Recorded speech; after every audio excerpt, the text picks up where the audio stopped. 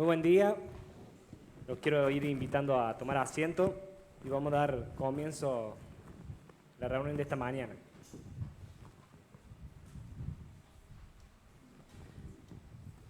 Dice la canción 61, quiero levantar a ti mis manos, y es un deseo de mí en esta mañana que podamos presentarnos ante Dios así tal cual somos, ¿no? Que mira, cuando levantamos nuestras manos decimos, acá estoy, Señor.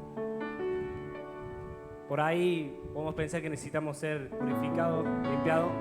Por ahí podemos pensar que, bueno, esto es lo que soy. Ayúdame. Esta canción habla de que creemos lo que Dios va a hacer en nuestra vida, ¿sí? Y mi invitación es que en esta mañana podamos estar pensando en las cosas del cielo.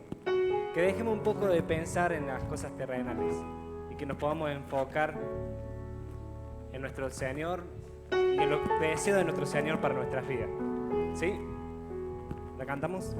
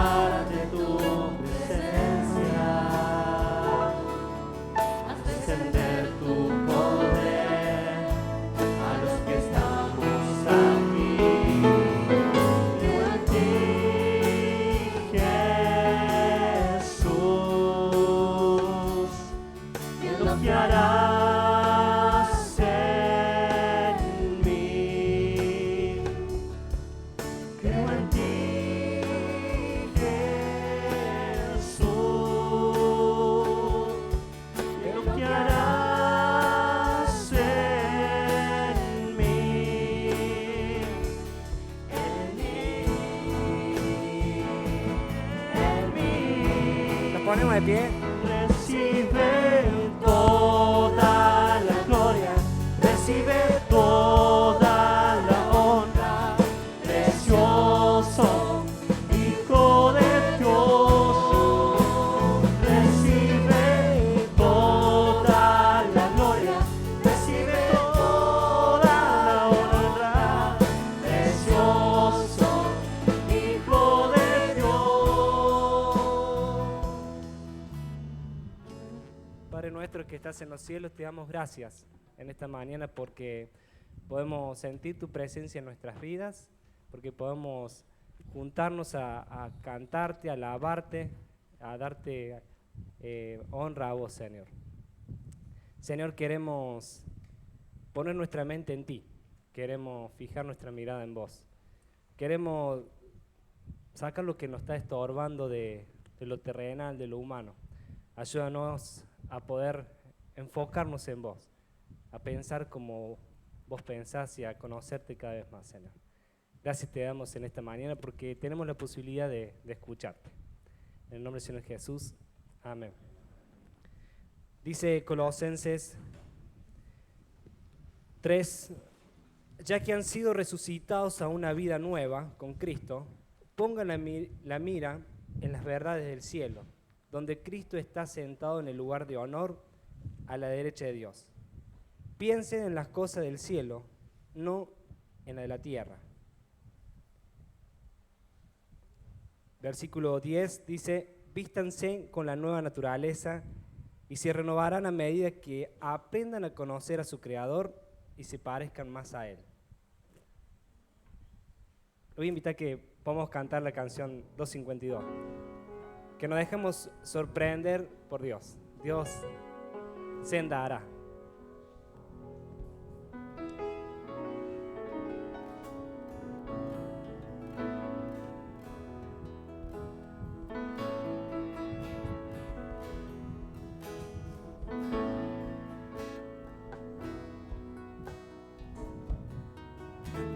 Senda Dios hará donde piensas que no hay. Él obra de maneras que no podemos entender. Él me guiará, a su lado estaré. Amor y fuerzas me dará. Un camino hará donde no lo hay. Caminos en la soledad me guiará. Y agua en el desierto encontraré. La tierra pasará, su palabra eterna es. Él hará algo nuevo hoy. Sendas Dios hará donde piensas que no hay. Él obra de maneras que no podemos entender. Él me guiará, a su lado estaré. Amor y fuerzas me dará, un camino hará donde no lo hay. Vístanse con la nueva naturaleza y se renovarán a medida que aprendan a conocer a su Creador y se parezcan a Él. Una invitación a imitarlo, a imitar a nuestro Creador, a imitar a Dios, a imitar a Jesús. Y hay una canción que cantaba cuando éramos niños y hasta el día de hoy lo cantamos en la iglesia. Dice, he decidido no salir de la roca. Dice, una parte dice, he propuesto en mi corazón ser santo como Él.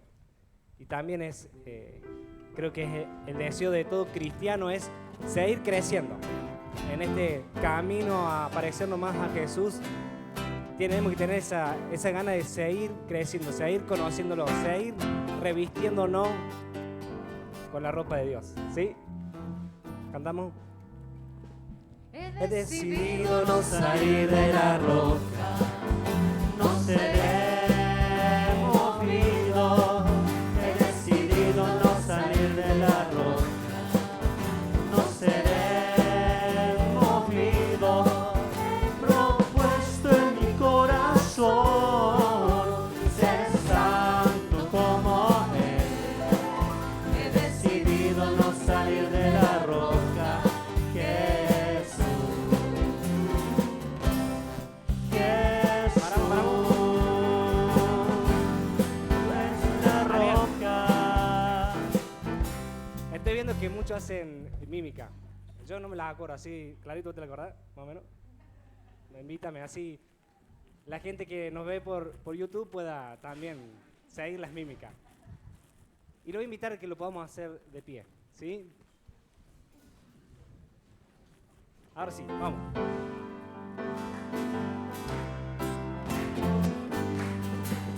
He decidido no salir de la roca, no seré movido. He decidido no salir de la roca, no seré movido. He propuesto en mi corazón ser santo como Él. He decidido no salir de la roca.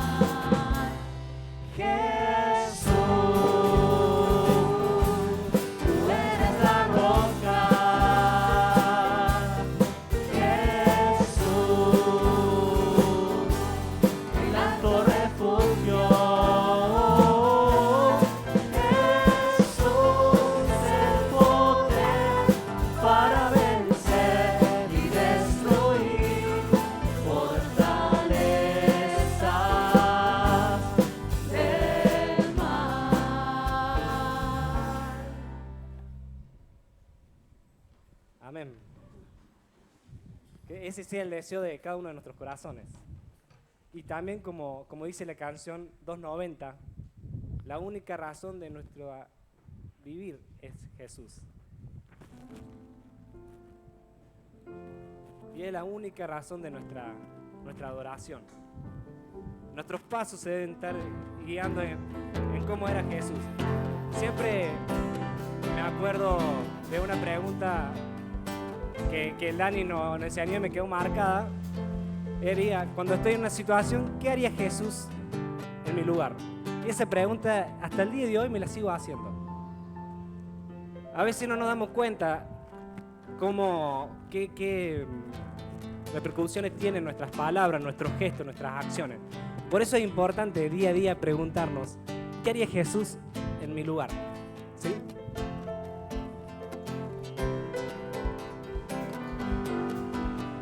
La única razón de mi adoración eres tú, mi Jesús. El único motivo para vivir eres tú, mi Señor. La única verdad está en ti, eres mi luz y mi salvación. Mi único amor eres tu Señor y por siempre te alabaré. Tú eres todo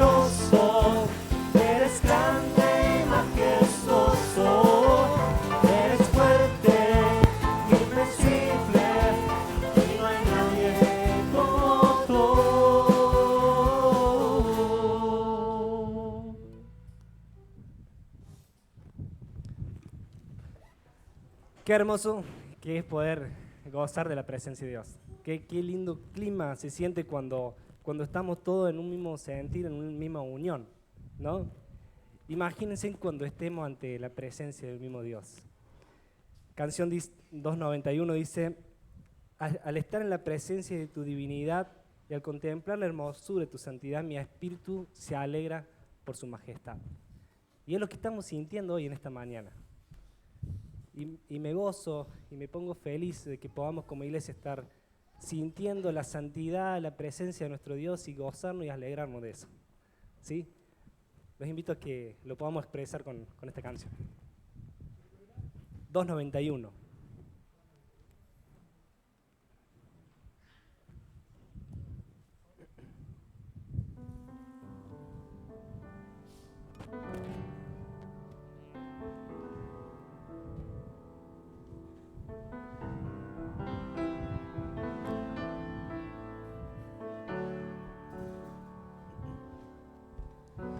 Al estar en la presencia de tu divinidad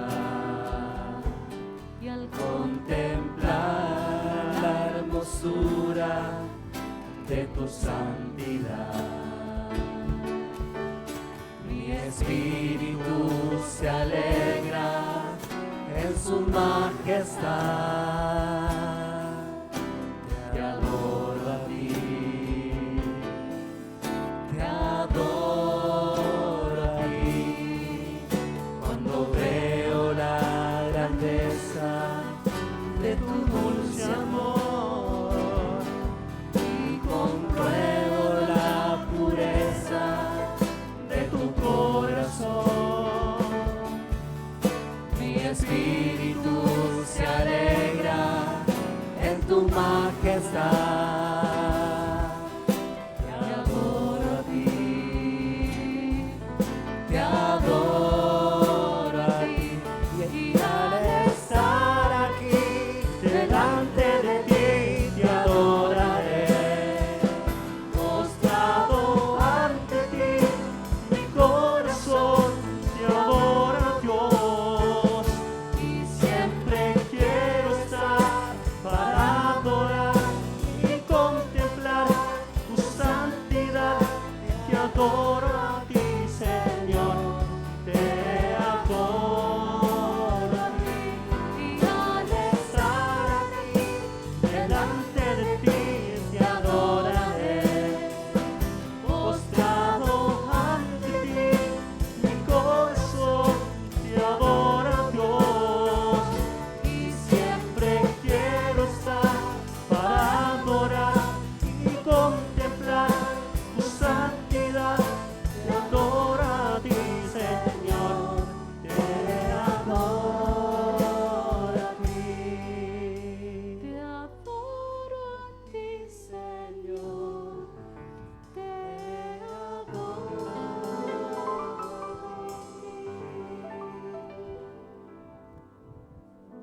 ti. Gracias, Señor, porque podemos alegrarnos de estar en tu presencia. Gracias, Señor, porque lo podemos hacer como iglesia. Gracias, Señor, porque lo podemos hacer en libertad. Gracias, Señor, porque vos estás continuamente sorprendiéndonos, haciendo sendas nuevas en nuestro andar diario. Gracias, Señor, porque podemos enfocarnos a ti, mirarte a ti y dejar que vos actúes en nosotros. Señor, gracias porque también nos dejaste de símbolos para recordarte, para que pongamos el foco de vuelta en vos, el foco en tu entrega, en tu sacrificio, en la esperanza que nos das. Señor, queremos bendecir este tiempo que vamos a compartir, el pan y el vino, Señor, y que lo podamos hacer en este sentido, mirándote solamente a ti, el iniciador y perfeccionador de la fe, como dice tu palabra. Gracias, Señor, por este tiempo y por esta mañana. En nombre del Señor Jesús. Amén.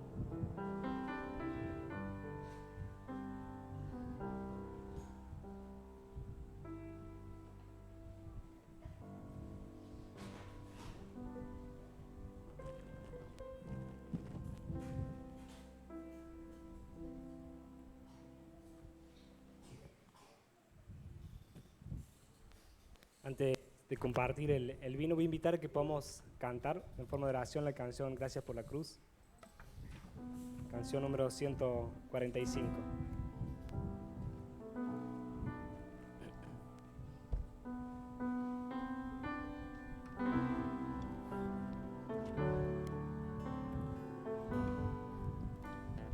Gracias por la cruz, oh Dios, el precio que pagaste por mí, llevando mi pecado allí, sublime amor, tu gracia me salvó. Gracias por tu amor, oh Dios, en tus manos clavadas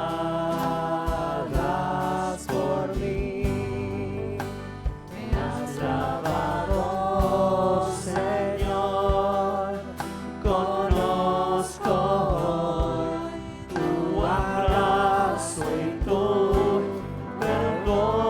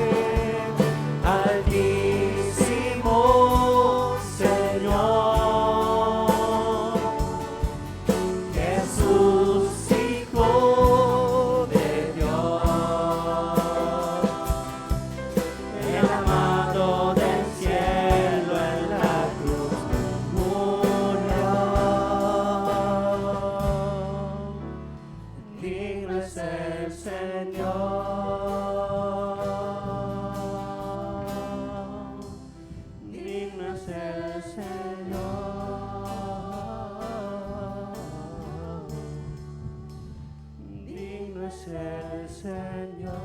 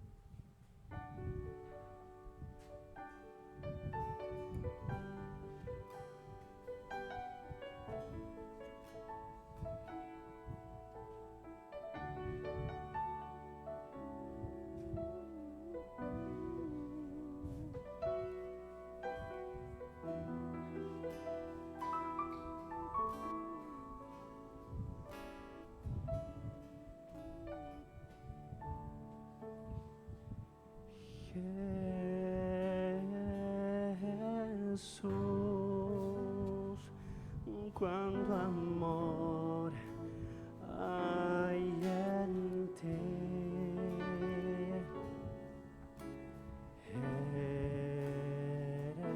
Eres tan bueno y tan dulce. Jesús, como el alba amaneces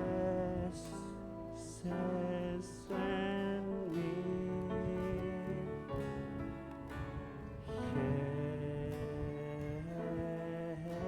Jesús, cuánto amor hay en ti.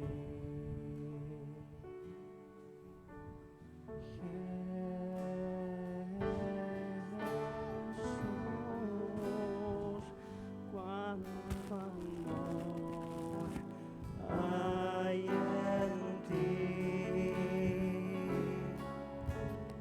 Lo demostraste muriendo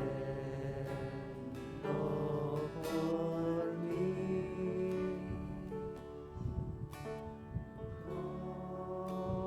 Como el alba amaneces en mí,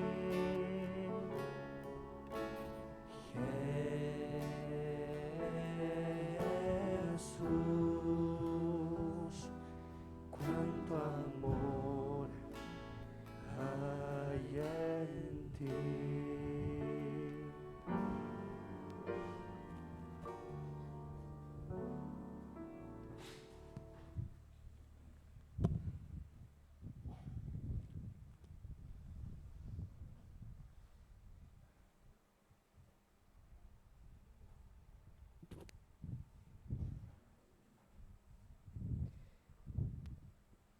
Leí antes en Colosenses 3:10, y se va renovando en conocimiento a imagen de su creador. Voy de vuelta.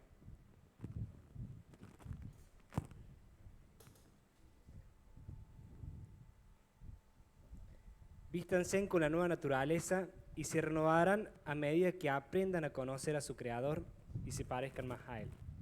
Cada mañana tenemos la posibilidad de hacer esto, de conocer un poco más de nuestro creador. No es el único momento que debemos hacer, ¿no es cierto? Tenemos nuestro tiempo en nuestras casas, pero acá lo hacemos como iglesia.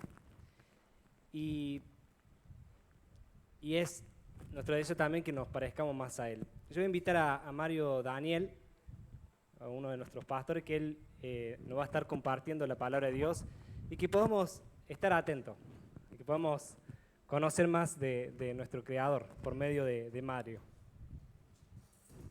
Voy a orar por él. Padre nuestro que estás en los cielos, te damos gracias, Señor. Te damos gracias por Mario, te damos gracias por su servicio, por su preparación. Y Señor, te damos gracias porque sabemos que tienes palabra tuya para nosotros. Acá estamos, Señor, con nuestras manos en alto, queriendo recibir más de ti, mostrándonos tal cual somos ante ti. Sabemos que tus ojos están puestos en nosotros y que no hay nada que podamos ocultarte a ti, Señor. Pero también sabemos que es una mirada tierna, una mirada con amor y con compasión y misericordia hacia nosotros. Por eso queremos aprender más de vos. Queremos ser imitadores tuyos. Y acá queremos escuchar tu palabra por medio de Mario, Señor. Bendícelo, Señor. Dale voz, dale palabra. Ponga en él las palabras justas que necesitamos, Señor. Gracias te damos por este tiempo. En el nombre del Señor Jesús, amén.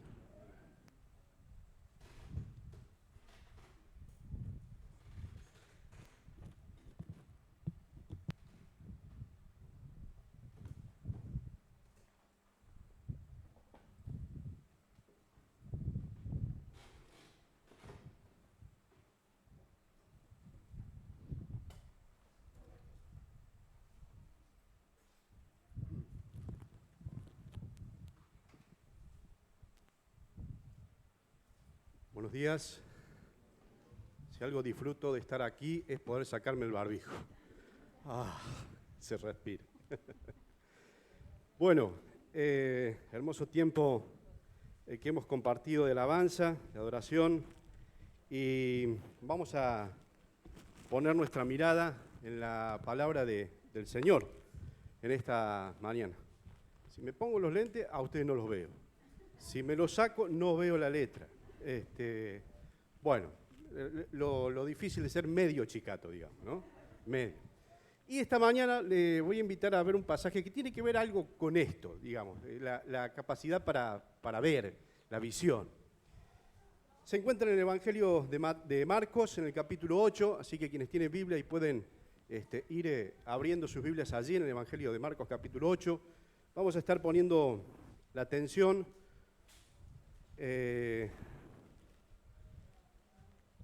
a los versículos 14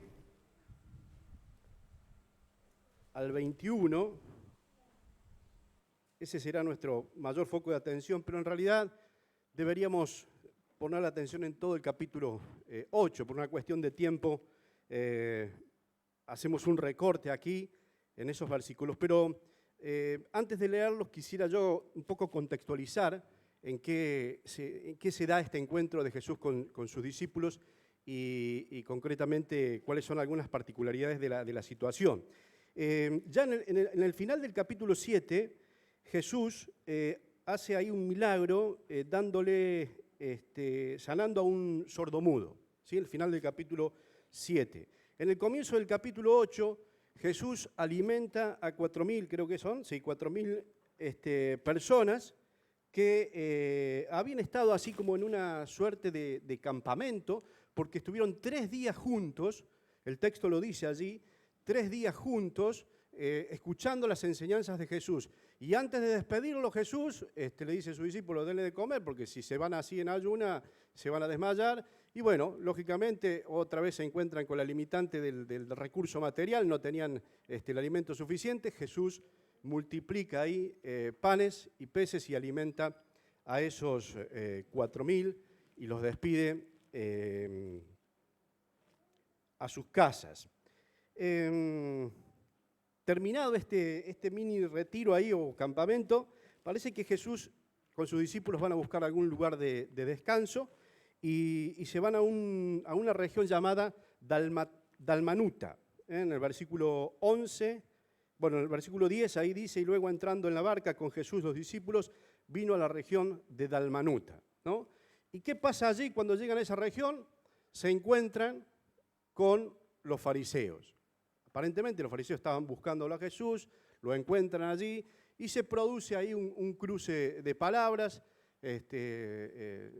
una situación más o menos tensa. Me hace acordar que esto cuando uno está buscando descanso, después de los campamentos, ¿no? Uno está buscando descanso y siempre aparece algo, ¿no? Siempre uno se encuentra con alguna complicación. Bueno, parece que esto le ocurrió a Jesús, se encuentra con los fariseos que empiezan ahí a hacer preguntas inquisitivas, buscando capturarle, atraparle, y bueno, evidentemente Jesús responde allí categóricamente, un tanto ofuscado, se lo nota incluso, en algunos lugares dice gimiendo, en otros dice suspirando, Jesús ante la pregunta de los fariseos que querían señales, los fariseos eran los que querían señales del cielo, ¿no? Y fíjense si habrán tenido señales. Acababa Jesús de multiplicar panes, sanar un sordo mudo. Pero los fariseos, ellos pensaban, y en su argumento, digamos, conspirativo contra Jesús, decían que las señales que eran verdaderamente milagrosas se producían en el cielo.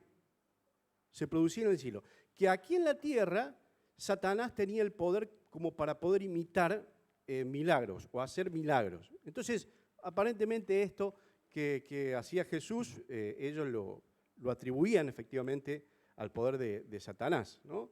Jesús le dice, miren, no van a recibir señales directamente, así que quédense tranquilos. Bueno, se va Jesús con sus discípulos, se van, salen de allí una vez más, suben a la barca, aparentemente con destino a Betsaida, y se produce este diálogo, esta situación, que ahora sí le invito a que compartamos juntos la lectura, Marcos capítulo 8, verso 14 al 21 vamos a leer. Dice así, ¿lo tienen? Dice, se habían olvidado de llevar algo de comer y solamente tenían un pan en la barca. Jesús les advirtió, miren, cuídense de la levadura de los fariseos y de la levadura de Herodes. Los discípulos comentaban entre sí que no tenían pan. Jesús se dio cuenta y les dijo, ¿por qué dicen que no tienen pan? ¿Todavía no entienden ni se dan cuenta? ¿Tienen tan cerrado el entendimiento? ¿Tienen ojos y no ven y oídos y no oyen? ¿No se acuerdan? Cuando repartí los 5 panes entre 5.000 hombres, ¿cuántas canastas llenas de pedazos recogieron? Ellos contestaron 12. Y cuando repartí los 7 panes entre 4.000, ¿cuántas canastas recogieron? Ellos contestaron 7. Entonces les dijo, ¿todavía no entienden? Duro, ¿no? Un poco el pasaje, ¿no? Pero vamos a ver que es interesante y que esto nos trae también a nuestra realidad y a nuestra cotidianidad, ¿no? La situación que Marcos describe en sus primeras líneas dentro de este versículo 14, describe el estado de situación. Dice, los discípulos estaban ahí en la barca y no tenían comida, agrega Marcos, tenían un pan. Aparentemente un pan para 13 muchachones bastante importante, algunos pescadores, que no eran de poco comer, no alcanzaba, definitivamente, ¿no? Y esta es la realidad que están afrontando allí los discípulos junto a Jesús en la barca. Una situación problemática, ¿no? Que me imagino habrá sido motivo de medio de rumor, de miradas cruzadas entre los discípulos. Y vos lo trajiste, ¿no te dije que compraras pan? Claro, pero no. Y Pedro, ¿no? Se había picado un poco la barca ahí. No el mar, pero la barca ahí adentro, ¿no? Se había puesto medio espeso. Y se da esta situación tensa,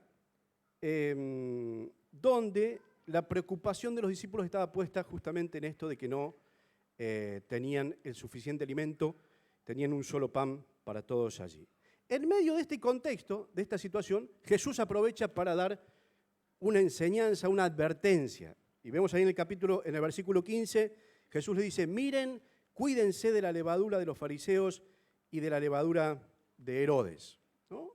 Esta es la afirmación que Jesús pronuncia allí en medio de esa situación. Y Jesús utiliza aquí una metáfora para hacerles una advertencia, que es la metáfora de la levadura, que en realidad lo que está diciendo, en otros pasajes paralelos a el de Marcos, se describe concretamente que él estaba advirtiendo sobre el cuidado que debían tener sobre la influencia de los fariseos y de Herodes, dice este texto. En Mateo 16:5, que es el pasaje paralelo, Mateo también incluye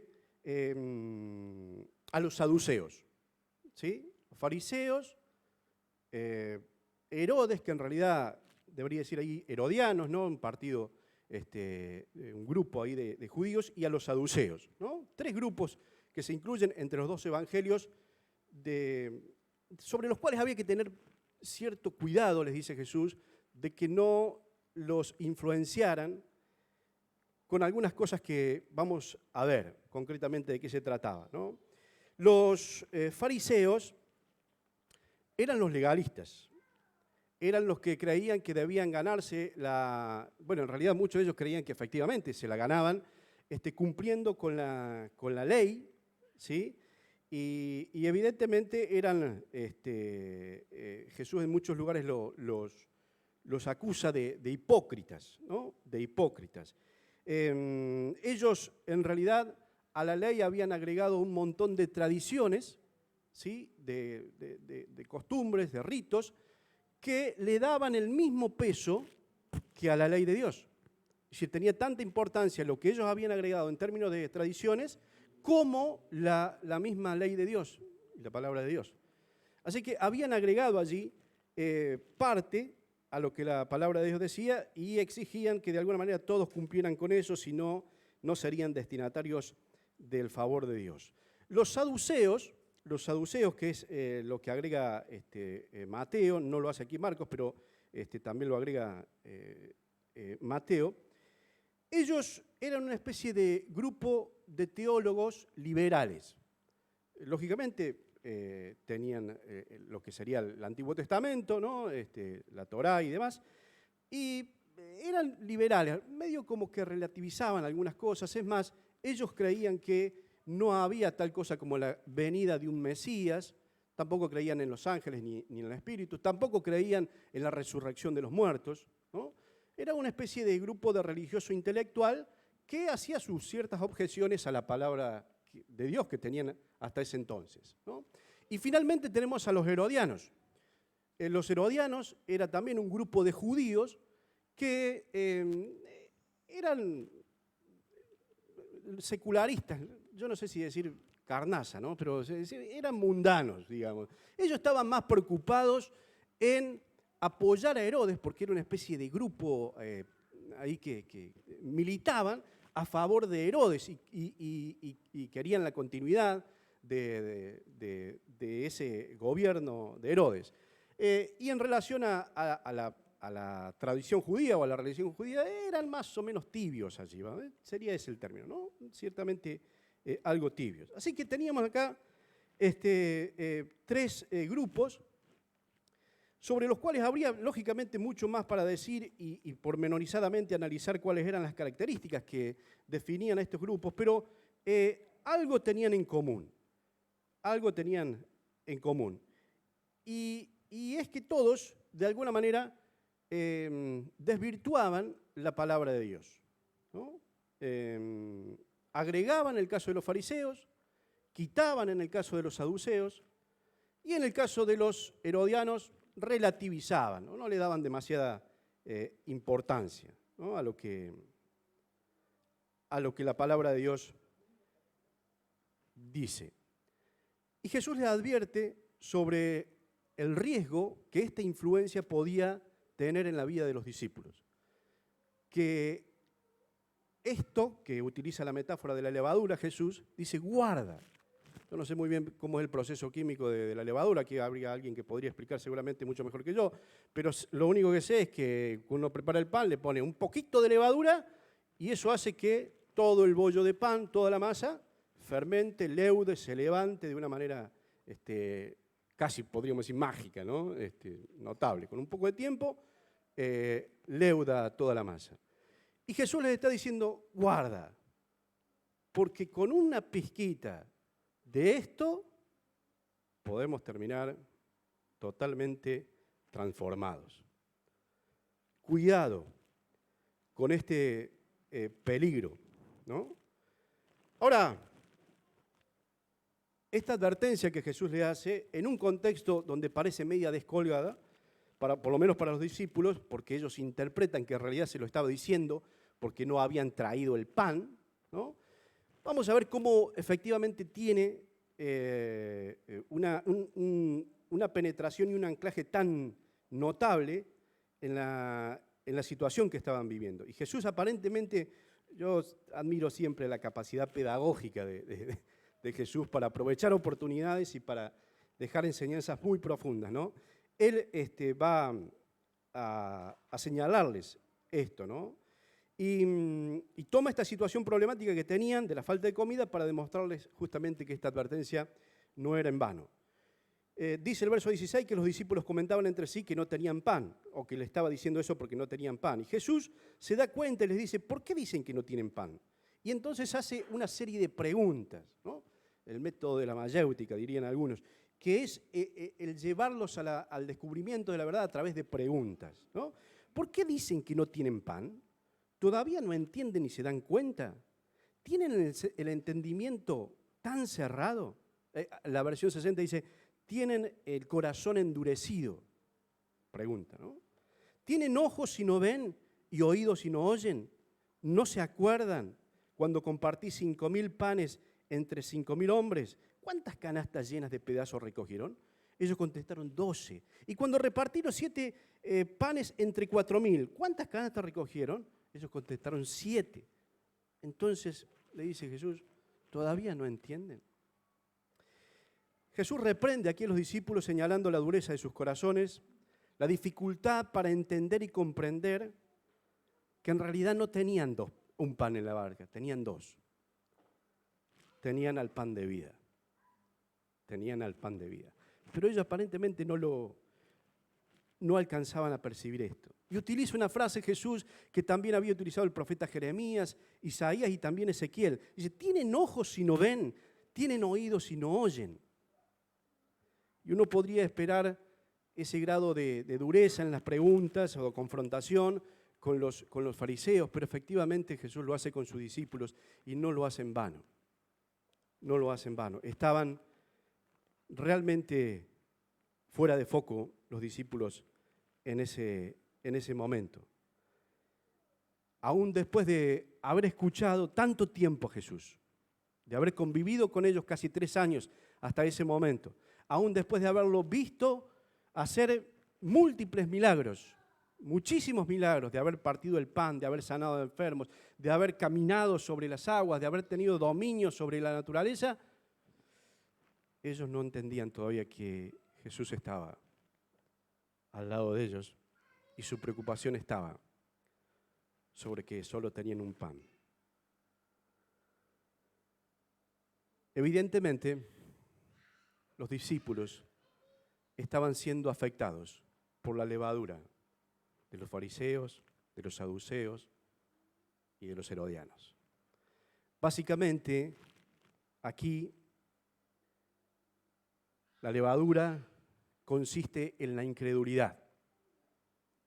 Esa incredulidad que a ellos no les estaba permitiendo ver que Jesús, el autor, el creador de todo, el que había dado sumas evidencias de que no los iba a dejar sin comer, estaban preocupados porque no tenían más que un pan.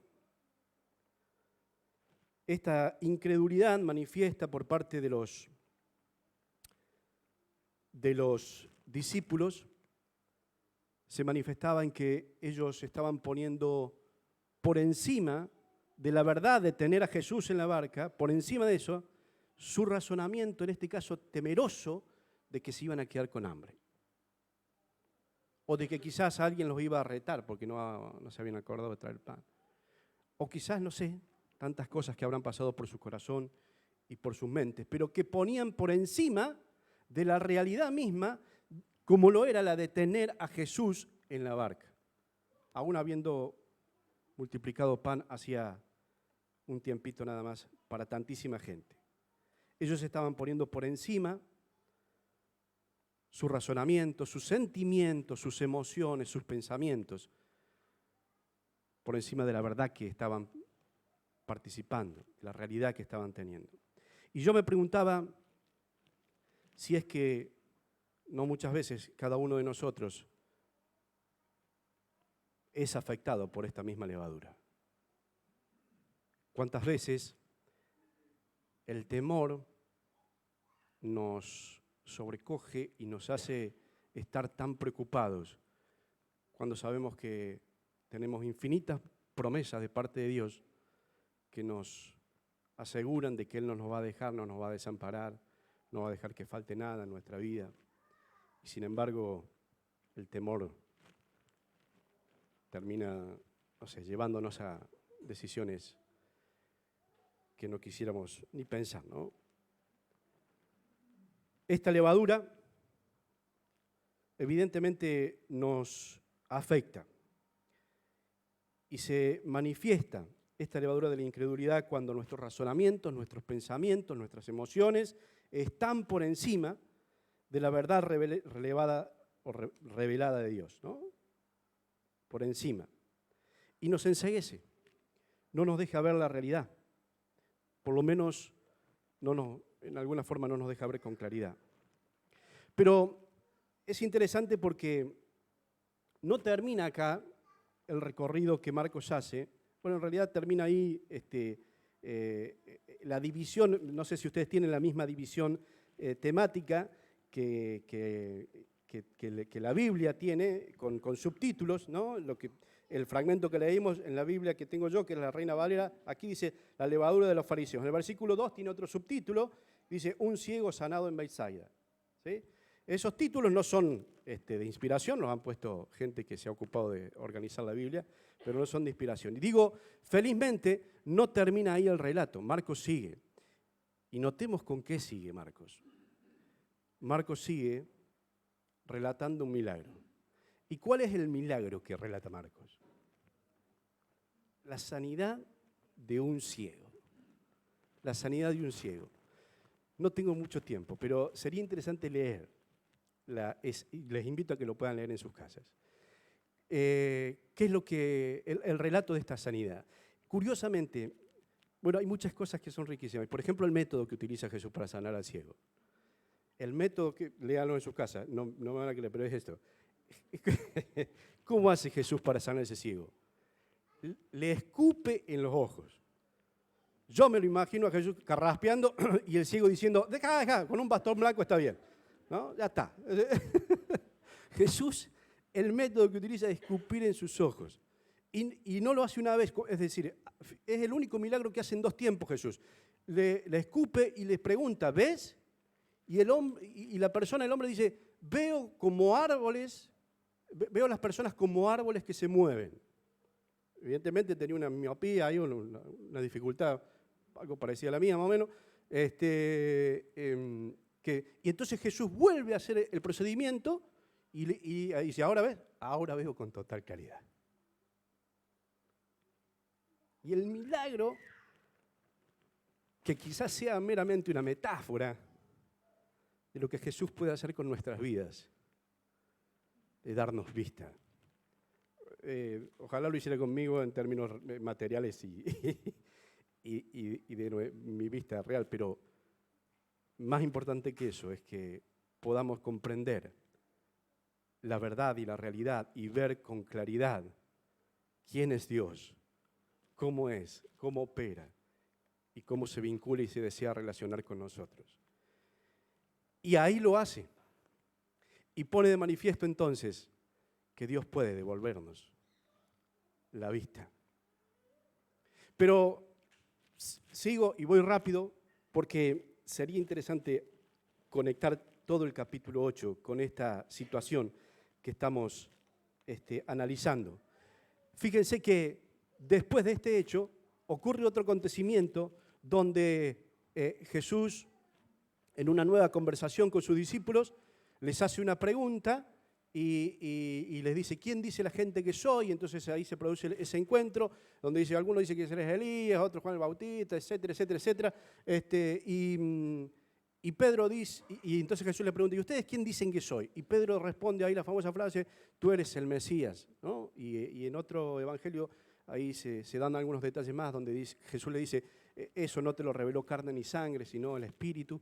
Y Jesús y Pedro muestra que estaba viendo con claridad quién era Cristo. Claro, no era un razonamiento humano, no era su propia inteligencia, su propia capacidad. Jesús mismo le dice, esto no te lo reveló carne ni sangre, sino el Espíritu. Y Dios abre los ojos de Pedro. Abre los ojos de Pedro y lo lleva a ver la realidad que tenía delante de sus ojos. Y yo me lo imagino a Pedro inflado así, porque encima le dice, sobre esta roca construiré mi iglesia, ¿no? Yo no sé si habrá querido decir, sobre esta cabeza dura tengo que construir, ¿no? Sobre esta roca construiré. Y me lo imagino a Pedro inflado así de pecho. Pero segundos más tarde, ustedes pueden ir siguiéndolo ahí en el texto, para indicar el versículo. Después de esta situación, donde Pedro confiesa que Jesús era el Mesías, del 27 al 30, viene del 31, donde Jesús anuncia su muerte. ¿Y qué es lo que hace Pedro acá? Otra vez ciego como una tapia. Pedro lo aparta a Jesús, y yo me imagino todavía le debe haber dado el inflado de la declaración anterior en su corazón, y lo aparta a Jesús y le dice, mirá, Jesús, no, está equivocado, no va a ser así. no vas a morir. No, no. Y entonces lo reta a Jesús. Lo reta por lo que había dicho Jesús.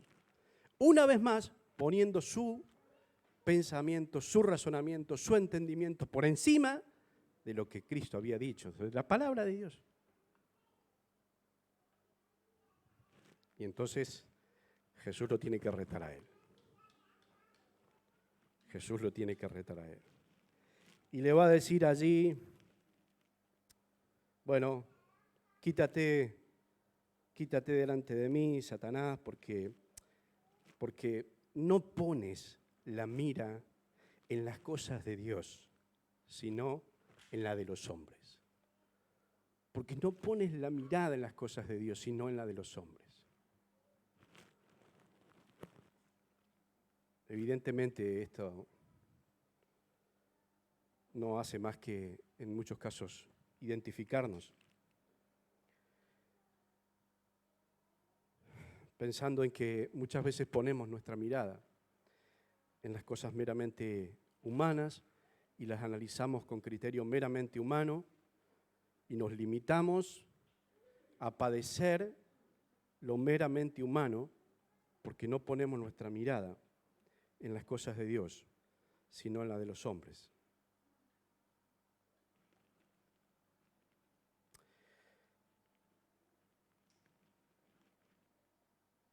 Jesús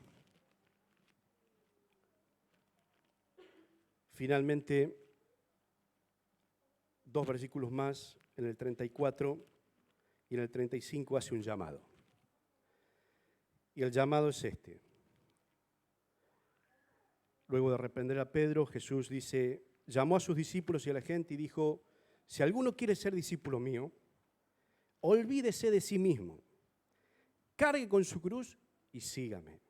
Porque el que quiera salvar su vida la perderá, pero el que pierda la vida por causa mía y por aceptar el Evangelio, la salvará. La invitación de Jesús a seguirle es mucho más que una oración de fe que hacemos en un momento histórico de nuestra vida y después ya está. La invitación de Jesús es a deponer nuestro orgullo y nuestra tendencia natural a defender nuestra posición a través de nuestro razonamiento, a través de nuestros sentimientos, aún de nuestras emociones, ante la vida y las circunstancias, a cualquier precio. Si hay que agregar algo a la palabra de Dios para defender nuestra posición, le agregamos, no hay problema, como hacían los fariseos. Si hay que quitarle algo a la palabra de Dios para defender nuestra posición, lo hacemos, como hacían los saduceos. Si hay que ser indiferente a la palabra de Dios, relativizar la palabra de Dios, lo hacemos.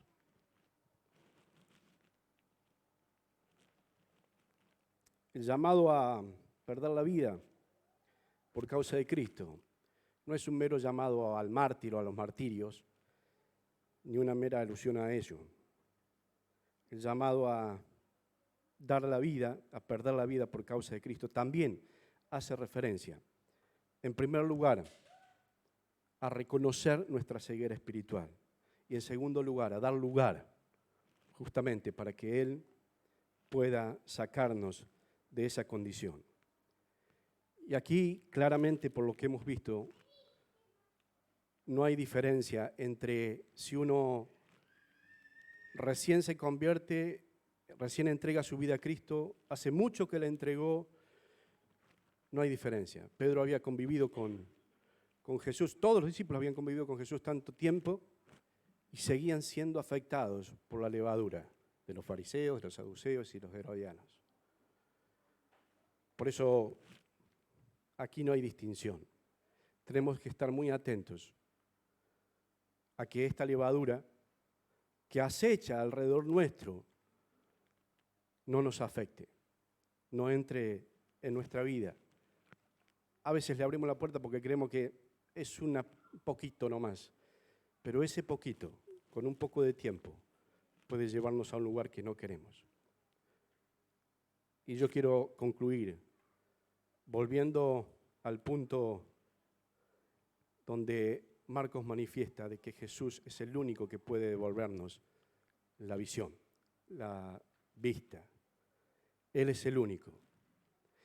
Y independientemente de si estamos en una condición de ceguera total o si estamos con cierta miopía, ¿no? O con dificultad para ver la grandeza de Dios y su obrar en nuestras vidas, vayamos a Cristo y pidámosle que nos sane, que nos dé o nos devuelva la visión, para que podamos contemplar su grandeza y podamos vivir cada día conforme a ella. No importa, decía, cuánto tiempo hace que estás en la iglesia, que venís, que te congregás. Sí creo que importa que podamos analizar cada uno nuestra situación delante de Dios y con total honestidad reconocer si es que hemos perdido la visión y pedir que nos sane. Si es que nunca la hemos tenido, pedir que nos sane, para poder, en los términos espirituales, tenerla clara, tener la visión clara, la que Dios nos regala.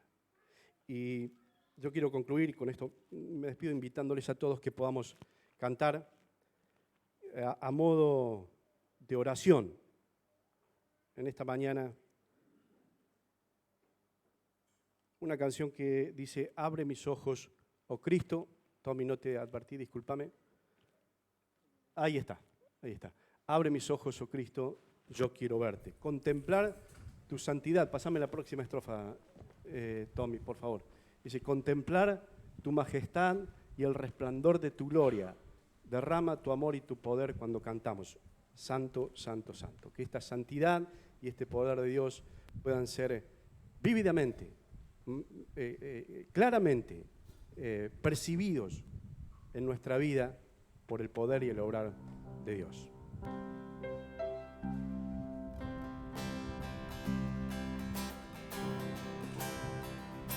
Abre mis ojos, oh Cristo, abre mis ojos, te pido, yo quiero verte, yo quiero verte. Abre mis ojos, oh Cristo,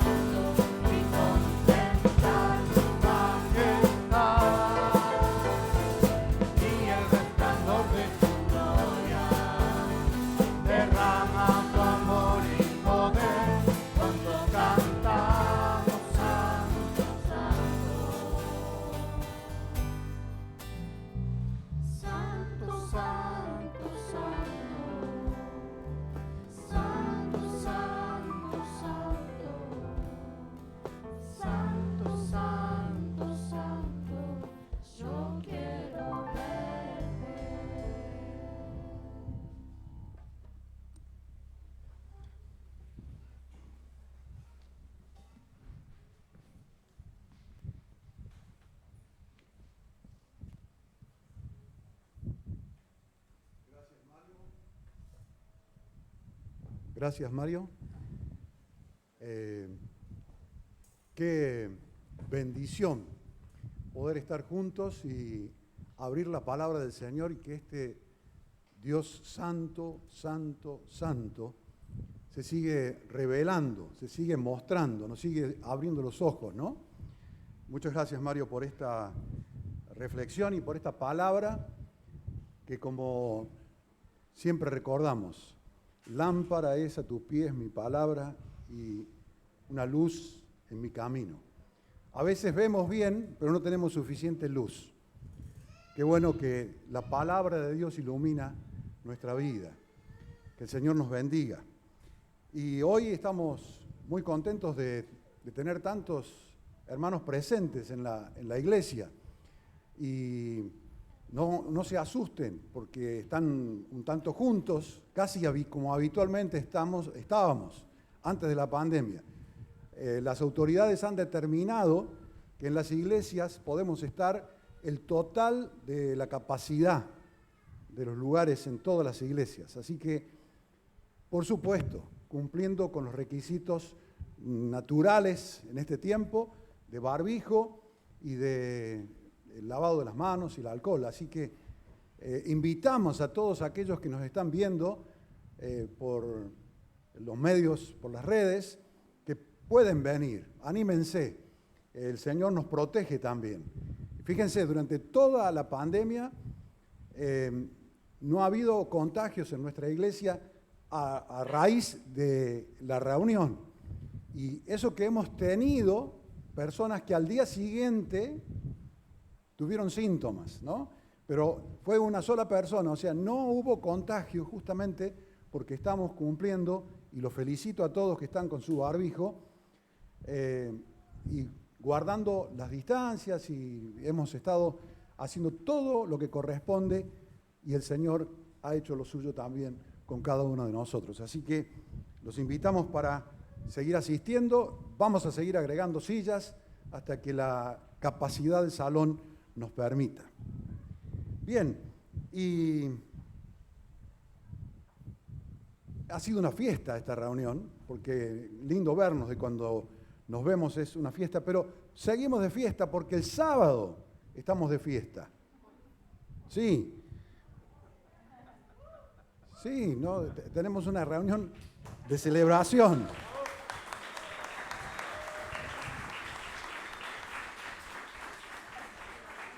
Leila y Juan se unen en matrimonio, celebran su casamiento y lo hacemos aquí en la iglesia, y ellos nos dicen: deseamos que Dios siga agregando piezas al rompecabezas. Nos alegra saber que sos una de ellas. Por eso te invitamos a festejar juntos y agradecerte por todo lo recibido. Nos casamos, Leila y Juan. Esto es el sábado, la ceremonia va a ser aquí en la iglesia, están todos invitados a las 11 de la mañana. Así que fiesta. Qué bueno, nos acompañamos en oración en esta semana de preparativos y por supuesto en todo lo que sigue después. Que el Señor les bendiga mucho, nos alegramos y como comunidad de fe nos unimos y sentimos una alegría también nosotros, como ustedes. Bien, vamos a terminar nuestro encuentro. Les invito a que se pongan de pie, vamos a encomendarnos en las manos del Señor. Gracias, Padre Celestial, por permitirnos sentir tu presencia en nuestras vidas. Pero también gracias, Señor, porque nos permites sentir tu presencia en medio de tu pueblo, en medio de la comunidad. Gracias porque sentimos que tu Espíritu está entre nosotros, moviéndose y moviendo nuestros corazones.